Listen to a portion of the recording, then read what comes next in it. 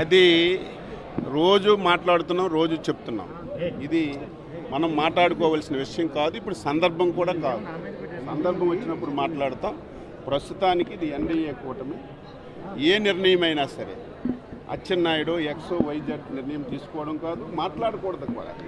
ఏ నిర్ణయం ఈ సమయంలో జరిగినా ఎన్డీఏ కూటమిలో ఉన్నటువంటి మూడు పార్టీలు పెద్దలు కూర్చొని ఒక నిర్ణయం తీసుకొని అది అమలు చేయడమే తప్ప వ్యక్తిగతంగా ఎవరు కూడా ఇటువంటి విషయాల్లో జోక్యం చేసుకోకూడదని నా వ్యక్తిగత అభిప్రాయం.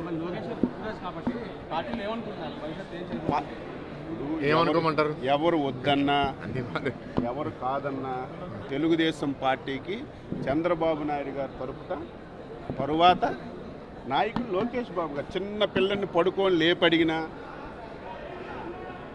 ఎవరిని మీరు కొట్టడిగినా సరే చంద్రబాబు నాయుడు గారి తరపున ఈ రాష్ట్రానికి తెలుగుదేశం పార్టీ నాయకులు ఎవరంటే కళ్ళు మూసుకొని అర్ధరాత్రి లేపినా చిన్న పిల్లవాడికి అడిగినా చెప్పిన పేరు లోకేష్ బాబు గారు. ఇక దాని గురించి మనం వివాదం చేయవలసిన అవసరం కూడా లేదు. ఇది ప్రతి ఒక్కరు గమనించాలి. ఇప్పుడు పదవులైనా నిర్ణయాలైనా ఏ విషయమైనా కూటమిలో ఉన్నాం.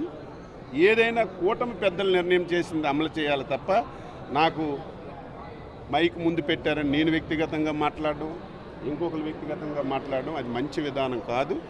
ఇది అందరం కూడా పాటించవలసిన అవసరం ఉంది, పాటిస్తున్నాం కూడా.